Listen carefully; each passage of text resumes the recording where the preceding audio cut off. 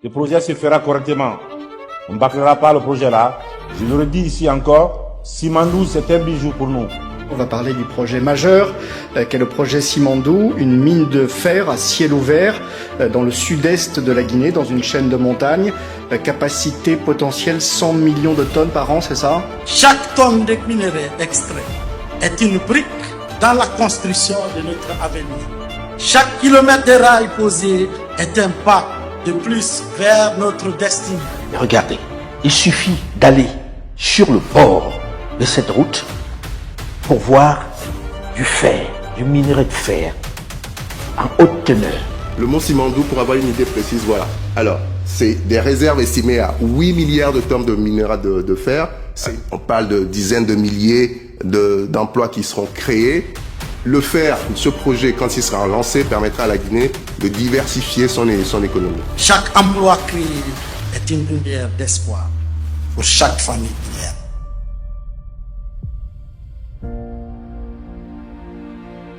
En réalité, nous avons fait un programme stratégique par des choix pragmatiques en ligne avec les réalités de notre pays. Notre premier objectif, c'est d'abord de s'occuper du ventre des gens, avec l'agriculture, l'industrie alimentaire et le commerce. Ensuite, on s'occupera de la tête des gens, avec l'éducation et la culture. Ensuite, on s'occupera de leur mode de vie, à travers les infrastructures, les transports et les technologies. Et bien évidemment, on s'occupera de leurs poches également, avec l'économie et la finance et l'assurance. Et tout ça pour le bien-être et la santé de notre population. C'est ça la vision du chef de l'État, à travers le programme Simandou 2040.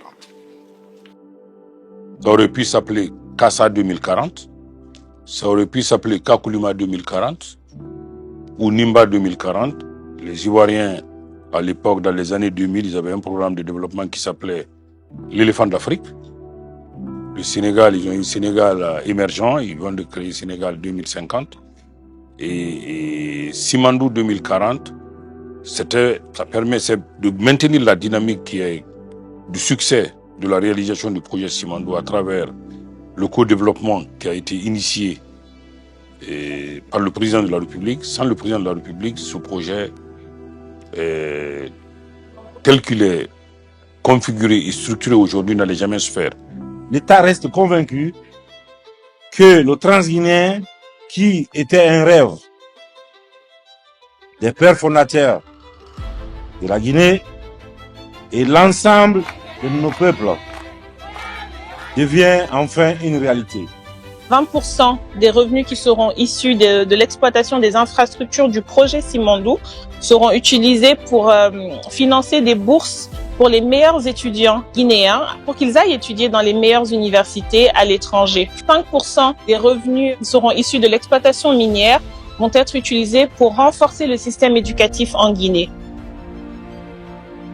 Pour nous, l'élément le plus important, c'est aussi mettre l'humain au centre, le capital humain, parce que nous savons que les défis du futur sont surtout la formation du cadre guinéen qui va implémenter le programme pour les 15 prochaines années et peut-être à peine 25 ans après, qui sera brillant diplômé de Harvard ou de MIT et qui reviendra en Guinée pour travailler dans la compagnie du Transguinéen. Et comment fabriquer ce Guinéen-là dès aujourd'hui, par quelle méthode? Ça, c'est vraiment l'ambition et la vision du chef de l'État. Voici les types de questions qu'on se pose aujourd'hui. Nos parents sont allés à l'école pour faire le Simandou. Les premiers ingénieurs guinéens ont été formés pour participer au projet Simandou. Donc, c'est un honneur que ce soit notre génération qui le voit se réaliser. C'est un honneur pour la Guinée de pouvoir offrir ce cadeau au monde. C'est un projet intégrateur qui connecte les 4 régions naturelles de notre pays pour aller vers son développement accéléré.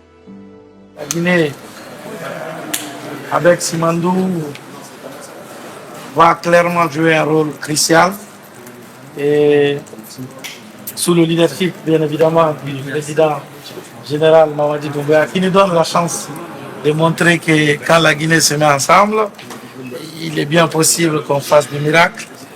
Tout ce qui est lié aux opérations, le paiement des impôts et taxes, un certain nombre de cash flow, de revenus générés par la société, ces revenus seront domiciliés dans les établissements bancaires guinéens. Ça permet d'avoir des capitaux beaucoup plus bas, donc des revenus pour l'État qui vont venir beaucoup plus tôt. Tout ceci contribue à amener notre pays, le système financier également du pays, et vers un autre niveau pour sortir nos banques du schéma dans lequel elles sont aujourd'hui, c'est-à-dire c'est des banques. Il y a deux opérations, dépôt et retrait ou établissement des lieux de crédit pour faire de financer de l'importation. Il n'y a pas de financement de projet. L'objectif pour nous est très clair.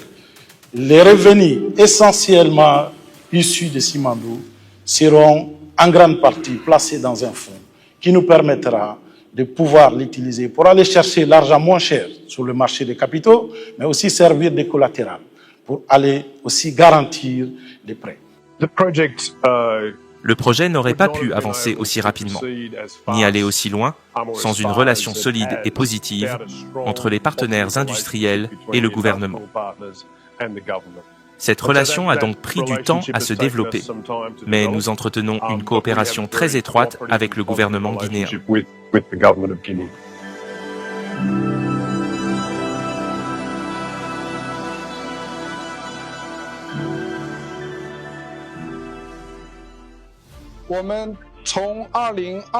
Depuis mars 2020, nous avons établi des contacts avec les autorités guinéennes.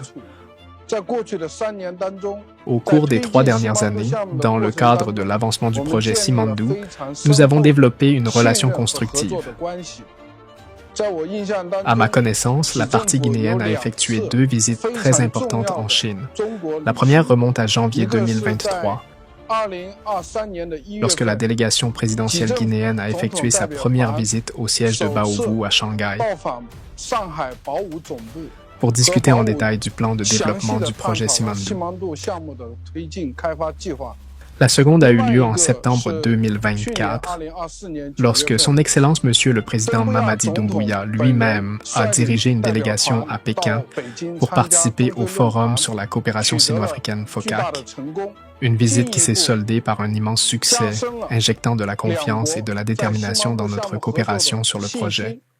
Simandou contribuera à la décarbonisation de l'économie mondiale à travers la qualité exceptionnelle du minerai de fer, qui permettra certainement à des hauts fourneaux qui transforment aujourd'hui des minerais de qualité inférieure à baisser leur consommation, minimiser les impacts écologiques de l'exploitation minière, comme la déforestation et la pollution des rivières. Tous les piliers qui ont été identifiés au sein du programme Simandou auront une composante environnementale. Donc, lorsqu'on parle des infrastructures, par exemple, il s'agit de construire des infrastructures qui sont durables, qui sont résilientes. Ça prend en compte l'équilibre entre le développement économique, mais également la préservation de notre environnement, de nos écosystèmes et la protection des communautés. C'est un des projets les plus ambitieux d'Afrique. Parce que c'est une ressource très importante, c'est le plus grand, au fond, gisement de fer de haute teneur dans le monde. Mais on est en train de le mobiliser pour en faire l'instrument préféré pour structurer une économie guinéenne très ambitieuse, avec une croissance forte. Et la Guinée, et c'est important pour tous les citoyens de l'Afrique de l'Ouest de bien le comprendre, elle a des atouts uniques, mais qui sont pas simplement j'ai du fer, j'ai de la bauxite, j'ai des diamants, j'ai de l'or, mais si j'ai une volonté politique, j'ai une ambition, j'ai des talents. La Guinée est assez impressionnante en termes de bons indicateurs, en termes de déficit très modéré ou d'excédent commercial ou de monnaie qui se tient bien, qui se tient ferme. Et donc ça, ce sont des atouts très importants. Donc aux experts de développement qui étaient réunis, on a pu, au fond, tous ensemble, se dire la Guinée est en Afrique un des pays qui peut aller le plus vite. Ce pays-là, Kirouane, traversé Kissidougou, Farana, Mamou, en Moyenne-Guinée, Kindia en Basse-Guinée et aller vers l'océan. C'est un chemin de fer d'environ 650 km. Le projet intégré Simandou, qui englobe les mines, les infrastructures multi-utilisateurs et multi-usagers, dédiées pour le transport de minerais de fer, bien évidemment, mais également pour le transport de marchandises et de passagers. Au cœur de cette ambition se trouve le projet Simandou. We had a very good meeting with His Excellency and we discussed areas. Il a échangé avec le chef de l'État. Aussi la nécessité pour lui en tant qu'investisseur de pouvoir s'insérer dans le plan national de développement économique et social qui a été élaboré par le chef de l'État, Simandou 2040, pour pouvoir contribuer à l'essor économique de la Guinée.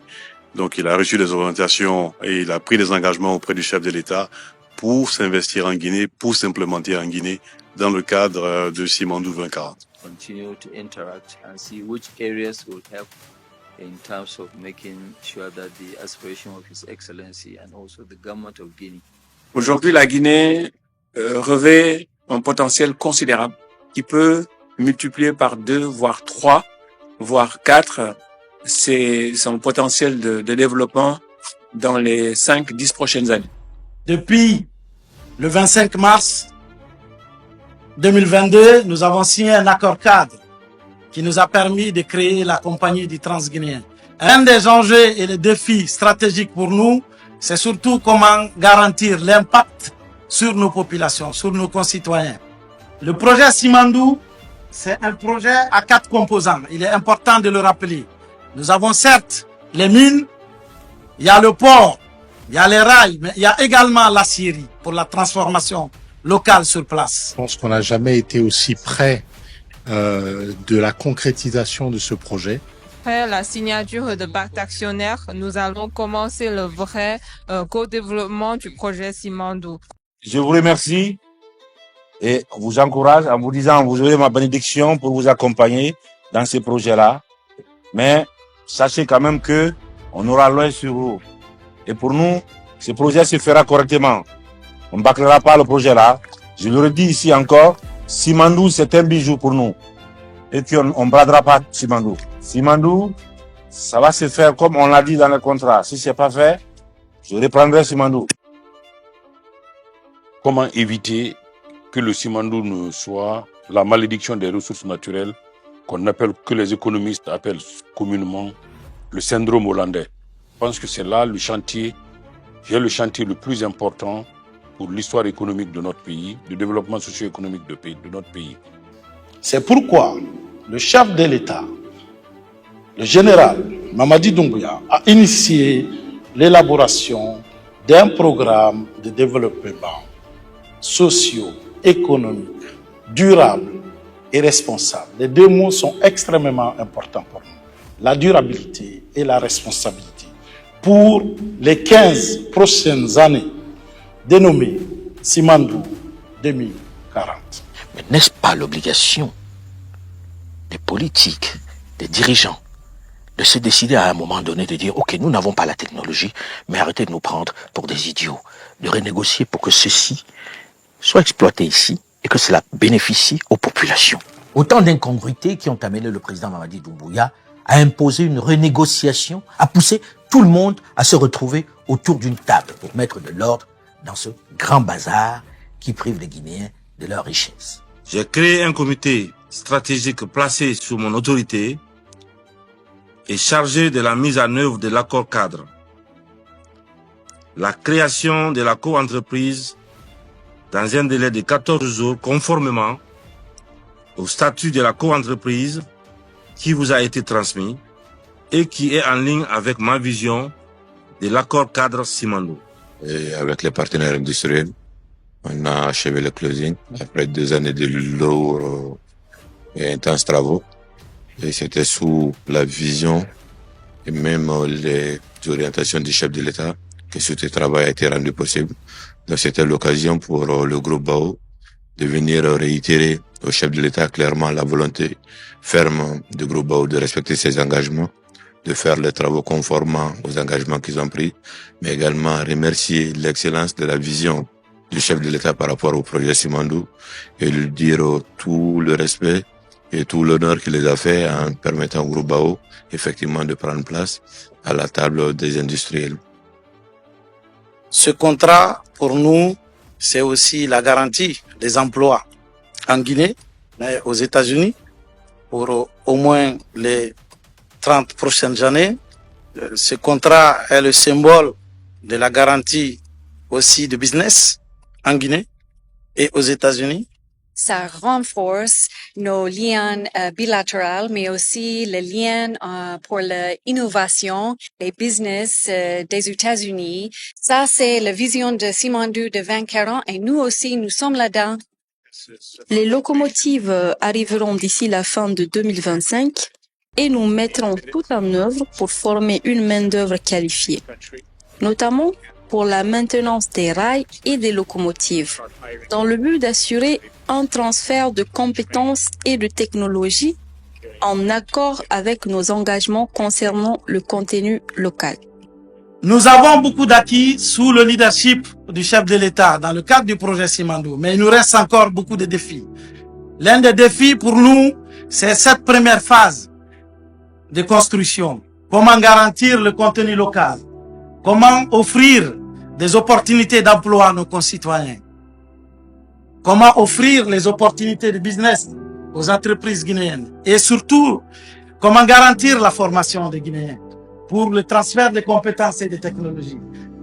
Nous essayons de nous concentrer sur le concret. Nous essayons de monter en compétences, monter en capacité, comprendre ce qui se passe pour pouvoir y participer, être autour des tables où on peut comprendre quelles sont les opportunités qu'on peut saisir. Je pense que si plus de Guinéens s'intéressaient aux choses concrètes pour pouvoir participer, nous avons aujourd'hui des jeunes qui viennent du monde entier qui participent à ce projet. Je souhaite voir plus de Guinéens participer à ce projet pour pouvoir garder le plus de la valeur créée en Guinée pour les Guinéens. Il reste encore beaucoup de défis. Je sais que beaucoup n'aiment pas cette phrase au sein du comité. On doit se limiter à la satisfaction. Mais il faut savoir que vraiment, nous sommes aujourd'hui en train de se positionner comme l'un des leaders clés du marché du minerai de fer et qu'elle ne se fera pas sans le capital humain au centre. Et il faut que les Guinéens acceptent de se former. Il faut que le Guinéen accepte de se mettre ensemble, de se donner la main. En réalité, même si ça ne va pas toujours plaire aux politiques, qui pour certains y verraient une promotion pour les autorités en place, les politiques, naturellement, sont pressés de voir partir ces militaires, de mettre un terme à cette transition pour reprendre leurs activités. On doit reconnaître que les résultats obtenus sont remarquables et devraient amener à réfléchir à la fois sur l'intellectualisme africain, mais également sur les modèles de gouvernance dans nos nations subsahariennes. Je ne suis pas certain qu'un gouvernement de civils aurait obtenu les avancées connues, au moins dans le domaine de cette mine du Simandou. Simandou 2040 est manifestement un programme de développement social ambitieux et d'une grande importance. En tant qu'actionnaire du projet Simandou, BAO le soutient pleinement et est prêt à travailler aux côtés des autorités guinéennes et de la société guinéenne pour contribuer à sa mise en œuvre. Nous sommes convaincus qu'avec la mise en production réussie du projet Simandou d'ici la fin de cette année, ce programme deviendra un moteur essentiel du développement social en Guinée. Il est essentiel d'avoir une vision stratégique. Car après tout, sans vision, comment savoir où l'on va? Maintenant que le gouvernement a clairement défini où il voit la Guinée dans 15 ans, nous sommes ravis de faire partie, même modestement, de cette vision d'avenir. La construction des écoles, des hôpitaux, d'infrastructures, des nouvelles villes, des nouvelles routes, la diversification de l'économie, investir d'autres secteurs comme agriculture, industrie, bien évidemment, exploiter le potentiel immense du tourisme. Nous appelons la Guinée notre paradis. Nous croyons que c'est une terre de richesse et d'innovation. En tant qu'entreprise locale, c'est d'abord un honneur en tant que Guinéen de participer, d'être au front de ce travail. Nous avons été l'une des sociétés qui ont été, comme on dit, les premières sur le terrain. Et aujourd'hui, il est très important quand nous voyons le nombre d'emplois créés et par nous-mêmes et par les autres intervenants sur le projet tout au long du corridor. Et nous voulons continuer à augmenter la part, comme on dit, de participation, de création de valeur des sociétés locales sur ce projet et sur les autres projets miniers guinéens.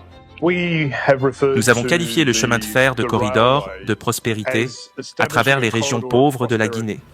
Grâce à son caractère polyvalent, avec à la fois un service de transport de fer et un service de transport de passagers, il favorisera l'agriculture et d'autres formes de développement le long de ce corridor.